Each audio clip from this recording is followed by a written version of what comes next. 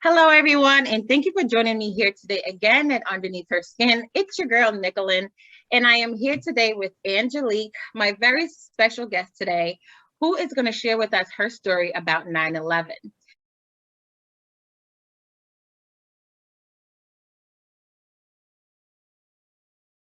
Before we get into the video, I would definitely like for you to share this video, subscribe to this channel. If you have not yet already, on this channel, I definitely interview different people about what we go through in silence. I also talk about family and lifestyle, just anything about family and lifestyle. So today, Miss Angelique is going to share with us about 9/11. And I know that this may be a touchy subject for many, especially with the anniversary coming up shortly. So we definitely like for you to sit back and, join us in the conversation and definitely comment below anything that you may want to share about your challenges and your experiences throughout that time, even up until now. Okay. So Miss Angelique, thank you so much for joining us here today Hi, Underneath Her thank you for Skin. having me. How are you? I'm doing okay. Thank you. So what I would like for you to do is definitely tell us a little bit about yourself, and then we're going to go into talking about where you were actually when 9/11 happened. Okay. Well, again, thank you for having me. Again, my name is Angelique. I am a mom of two, married to my wonderful husband of 18 years, and I have one of the best jobs in the world at one of the best schools in the world. I get to teach middle school special education students who I really, really love at the academy. So it's a really rewarding experience, and it's fun because I love it. I love it. Great. Perfect.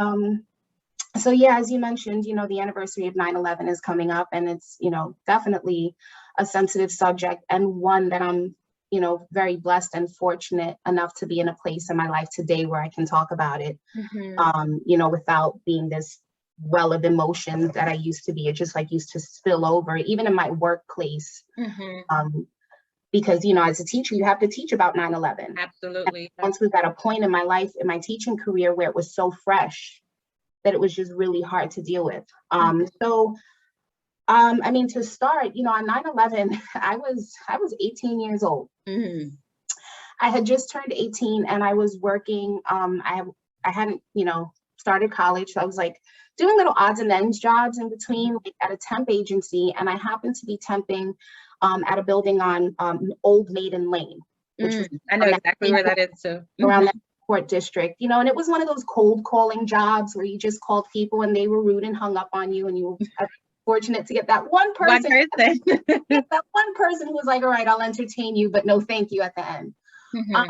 So I was headed to work, actually. I was supposed to be at work at 9, and I was online for a bagel truck, outdoor little corner bagel trucks.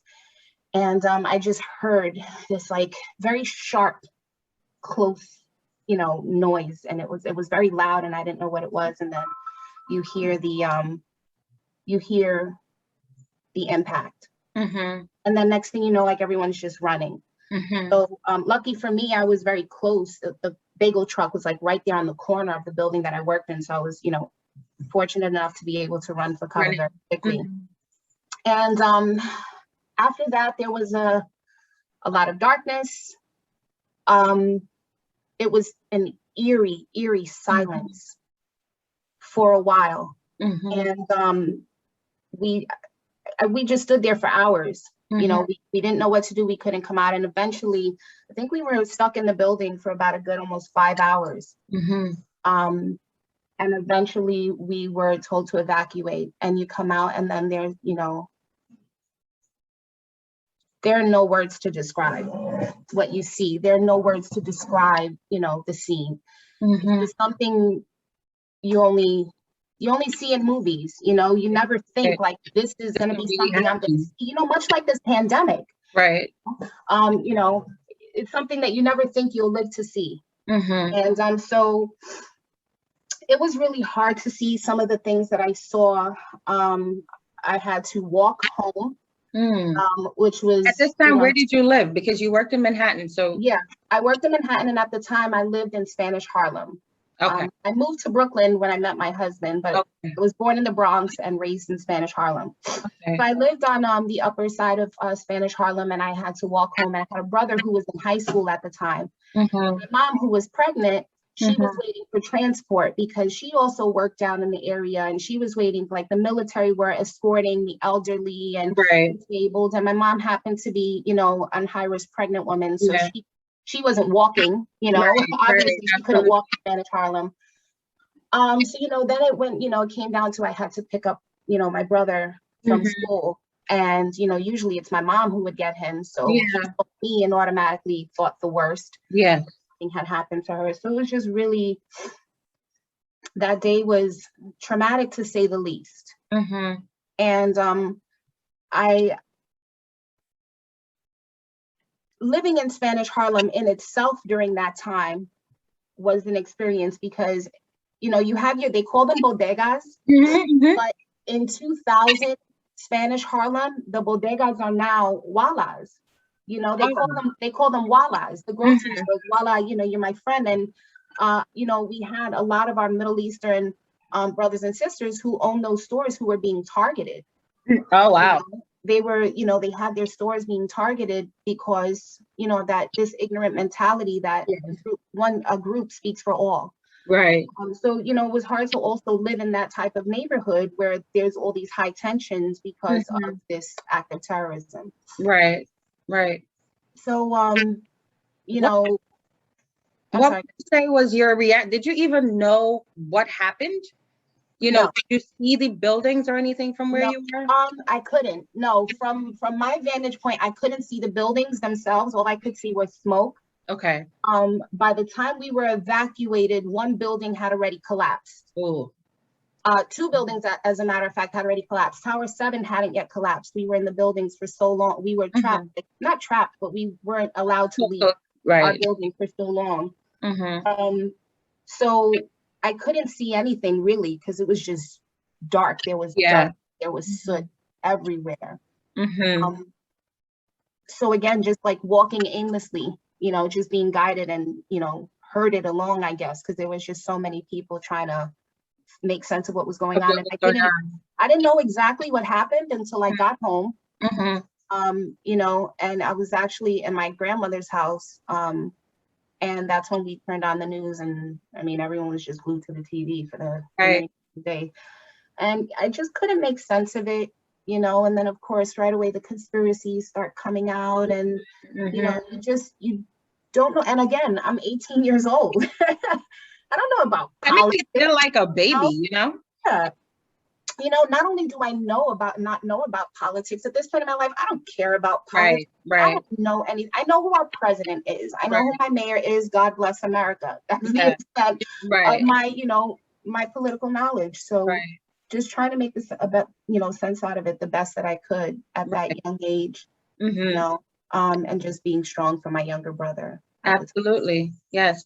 So how would you describe life after that happened? Because I'm pretty sure like things didn't just go back. You probably weren't able to go back to work or anything like that. So how was life for you after that, during the early time when that happened? Yeah, definitely not able to go back to work. The area was just like shut down for a very long time. I didn't work for some time after that because again, a lot of my experience was like in secretarial telecommunications. Everything was just down for so long. There were high levels of anxiety. That's the earliest in my life I can remember experiencing like intense anxiety because now there's this tension in America. Like, okay, now terrorism is a thing. You know, with the 9/11 attacks in '93, with the World Trade Center attacks in '93, I was 11. All I knew is that we lost cable for a while. You know, so terrorism wasn't a thing for me. And now at 18 years old, terrorism is not only real, but it's a part of my life every day. It's something that I have to be concerned with. And now, you know, you have to worry about taking the train and, you know, should we drive over this bridge? And, you know, can I go to my favorite bowling alley in Times Square? You know, should we see the Rockefeller Center Christmas tree? It changed everything because this was I didn't feel like I was living in a free America anymore because now I'm limited. Mm-hmm. because I'm fearful, and that fear kept me, you know, sheltered in a box in a lot of ways. You know, when I eventually did find a job, I remember it was this experience that led me, it was this aha moment for me. I eventually did find a job, and this is now 2 years later. Mm-hmm. Wow. Mm-hmm. I found a job, and I was working in the Flatiron district. Mm-hmm. And the building happened to be right across the street from the Flatiron building, mm-hmm. on 23rd Street. And again, Secretary of Things was this like real estate company that I would sell the service of real estate listings. Mm-hmm. And I went downstairs to get a coffee, and I'm standing at the front and I'm drinking my coffee, and I look at an airplane, and it looks to me, in my mind, in my eyes, like it's flying very low. And in my eyes and in my mind, in my paranoia, it's going to hit the Flatiron building. Mm-hmm. And in my mind, this makes sense because the Flatiron is an iconic building in New York City. Mm-hmm. So this plane looks like it's about to fly into the Flatiron building. And it was a grocery store, like a little mom and pop diner. Mm-hmm. And then there was the entrance to my building that I worked in, but there was a stairway. In the back of the stairway, there was a broom closet. Mm-hmm. And I was so afraid that that plane was going to hit the building. I ran into the broom closet. I almost got fired from my job because they thought I left without telling them. I stood there until the next morning. I did not come out of that broom closet. Wow. I didn't come out of the broom closet. Someone from the restaurant, because that's where they stored some of their things, their cleaning supplies, someone from the restaurant found me. Wow. When they were opening up. And it was at that point that I was like, okay, I need to deal with this. I need to get help. Yeah. Wow. that definitely, it's, you know, traumatized you for sure. Mm-hmm. And that is it definitely showed that even though you didn't see exactly what happened, just the mere fact that we had to rely on media to give us the story of what was happening, just the fact that you saw that image when you watched the news, it painted a picture in your mind. And just to see an airplane imitating what you saw brought all of those emotions back. And even now, it's like, it's so real. It's as if you're living it again. Yeah. How do you deal with, or how did you, because it seemed like it's still things that you're dealing with now. Mm-hmm. But at that point, you realized that I really need to get assistance. What did you do from that point on to help you with your mental health? How did you deal with that so that you can go out and work and feel somewhat comfortable or maybe safe? Well, if I'm going to just be very honest with you, I didn't deal with it right away. I didn't. I drank. Mm-hmm. Wow. I would drink. I just didn't want to feel. Right. I wanted to forget. And what's therapy? We don't do that, you know. What do you mean? You know, the culture in my family and in, you know, our culture is we don't talk about our stuff. You know, what happens in this house stays in this house. Wow. However toxic your methods, you just deal with it. Deal with it. And that's what I did at the time. And it wasn't until I just, you know, I started to alienate people, and, you know, it cost me more than it was helping me. Mm-hmm. So it was just like, I didn't decide for myself to get help. Someone who saved my life, pretty much, a very dear friend of mine, was like, you need to get it together. Get it together. And you know, people like her are, you know, so valuable, because as a friend, you don't need to hear what you want to hear. You need to hear what you need to hear. Right. And she told me that, and she was just like, you know, you're a mess. You need to get it together.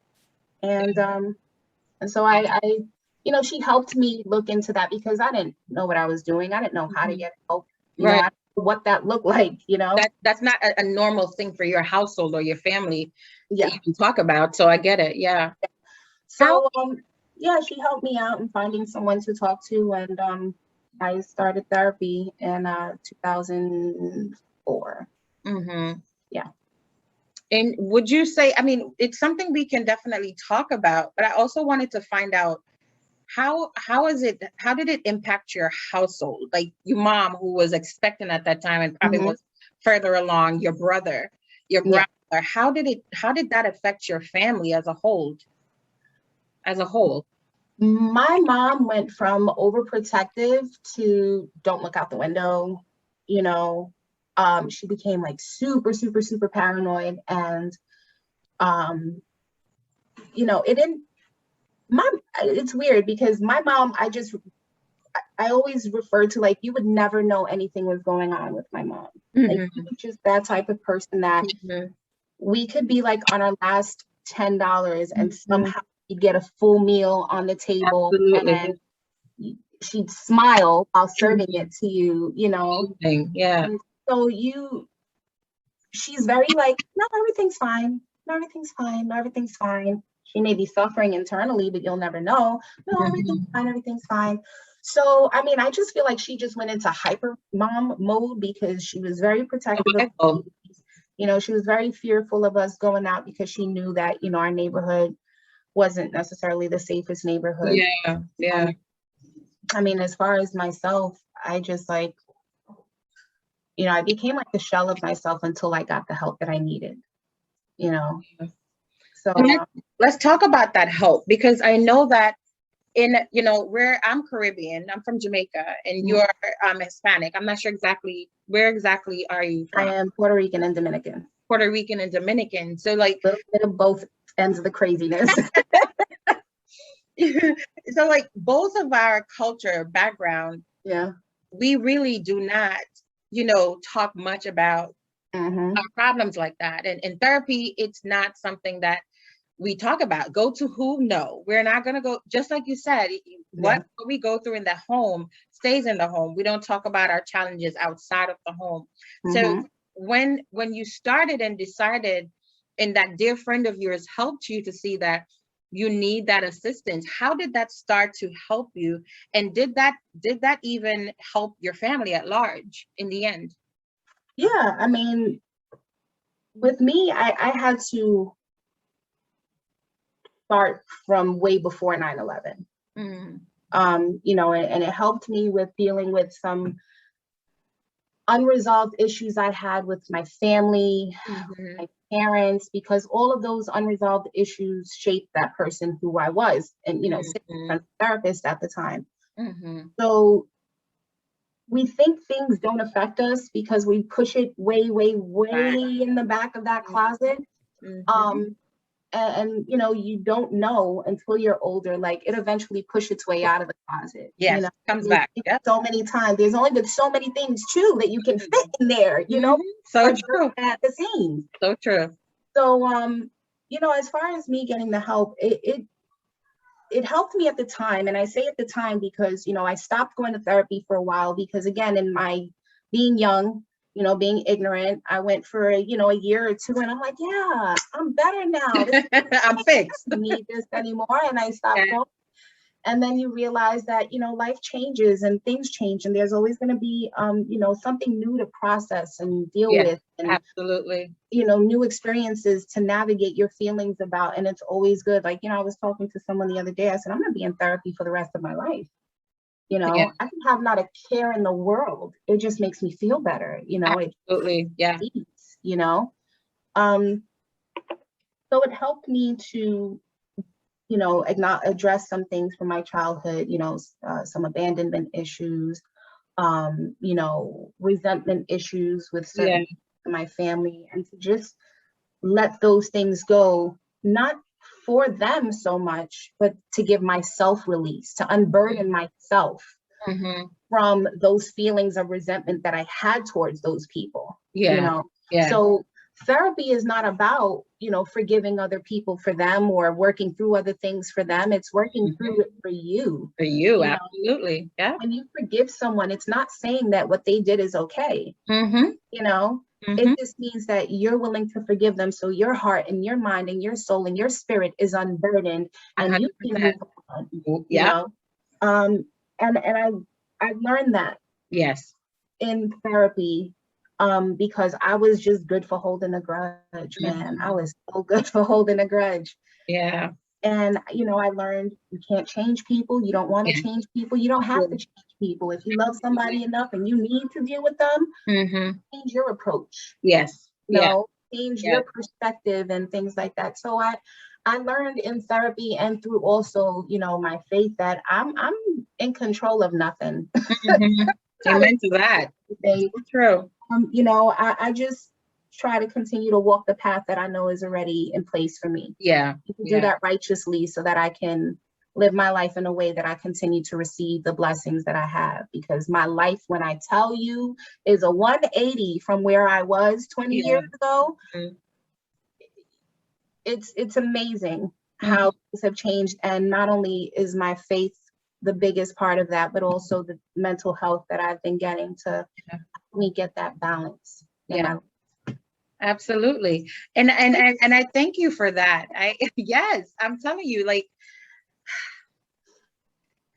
it's amazing to know that, and I don't know your faith background or anything like that, but to know that we have someone greater who we can rely on is such a blessing in itself to know, because if we are left to ourselves, we will seriously destruct anyway.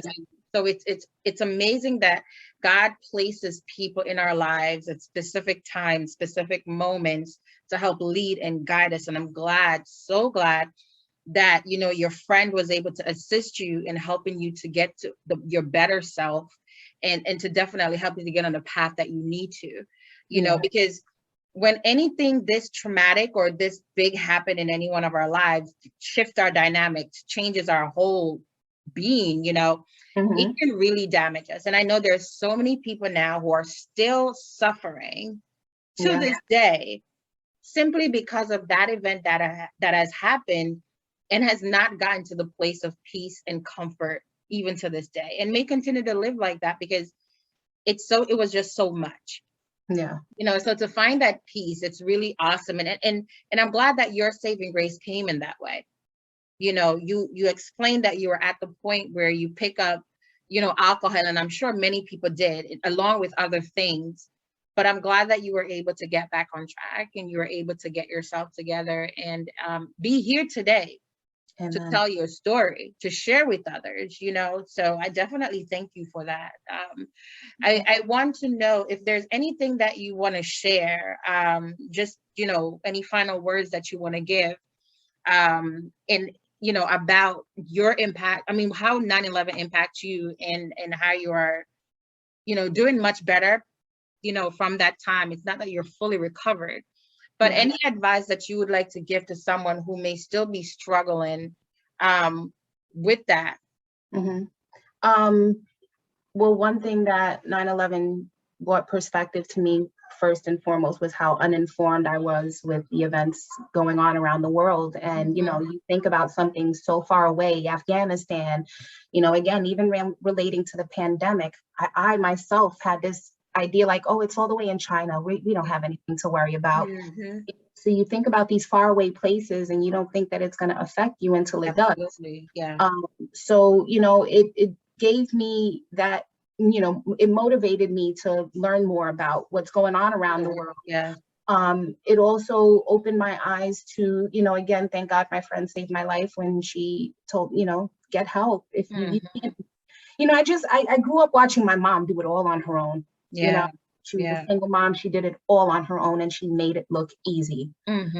So in my mind and my eyes, I was like, I don't need help. I can do this on my own. You know, that's how the women in my family did it. This is how it's always been done. But getting therapy was just a breath of fresh air. Because when you talk to people who know you, as much as they think they're not going to judge you, they're biased. Absolutely. One way or another, whether it's for or against you. So it's helpful to speak to someone who's unbiased and just really cares about you. And the most important thing to me, I think, in therapy is finding the therapist that works for you. Yes, 100%. Absolutely. One second, please. No problem. I'm gonna go there. Go. I'm on these trophies. Go. Close the door. Hurry up. Hurry up. Close the door. Not right now. I think what you're saying is 100% right, because most people, one of the disadvantages and why they stop therapy is that they don't have the right match. Yes. And I would say, you know, I had a friend of mine who sought out therapy as well, and he will call me and he will talk with me. And I would say, well, did you guys set out goals? Did you guys talk about what you're going to work on? No. So how are you in therapy when you don't even know what you're working on? Exactly. And I don't know if this person is really helping. I said, these are things that you need to talk to this person about, because they're there for you. Yes. And if they're not working for you, ask for a referral to someone else. Exactly. So I definitely agree with you on that one for sure. So therapy works. If it's not working for you, it's because you don't have the right therapist. That's what I think. You know, if you have the right therapist, if putting in the work, if you're being honest with yourself and not, you know, that's another thing about therapy. You have to be able, doing the work is being honest with yourself. Absolutely. You know, your imperfections, your limitations, your shortcomings, what you want to work on, how you can be better. You know, that's the beauty of therapy, is just that it takes you out of that, you know, that all too easy, nothing's wrong state of mind. Oh, everything's fine. Everything's fine. You know, and it also helps you to confront those deep things that you think you buried in the subconscious, and or you stuck in the broom closet. Absolutely. It helps you to take those out, you know, and to sweep them out and say, you know, we got to clean up, you know, we got to clean house. That's what therapy is. And I definitely would recommend it for anyone to definitely seek that if it is definitely something that is needed. So yeah, so thank you so much for sharing your stories. Very, very inspirational. And when 9/11 happened, to be honest with you, I was in high school in physics class, and I didn't know much about what was happening at that moment. All I saw was the smoke that you mentioned, but I didn't know anything else until I got home, like you, and saw it on the news. Yeah. So, and even though I saw that, it's a different impact for me than it is for you, who were physically closer there, had to walk home, had to go through the other activities that happen now, because they're saying that the particular set of people that did this, now everybody is considered, you know, a terrorist. So having to experience, it was just a really terrible time. And I'm glad that we are past that stage for the most part. Some people are still experiencing a whole lot of that, you know, but it's still very real for many people, culturally, and just those who have lived and experienced that. So again, thank you so much for sharing your story with us today. I am definitely encouraging anyone who have been and still are being impacted by events of 9/11. If you have not sought out any assistances yet, please do so. It is not too late. As you've heard today from Miss Angelique, who shared her experience, that therapy is definitely one of the things, along with her faith, that has helped her throughout this process. And she is still experiencing, you know, emotions regarding that, especially with the anniversary coming up. So we are definitely encouraging you to seek out whatever help you're able to get from therapy or someone else, faith-based or something of that sort that you believe in, that will bring forth some assistance to you. Again, if you have any questions or comments, please note them in the comment section below, and we will be more than happy to assist in any way that we're able to. Thank you so much for joining us here. Thank you, Miss Angelique, again, for sharing your story. And no problem. Thank you. And we will see you in the next video. Have a great day, everyone. Bye-bye. Bye.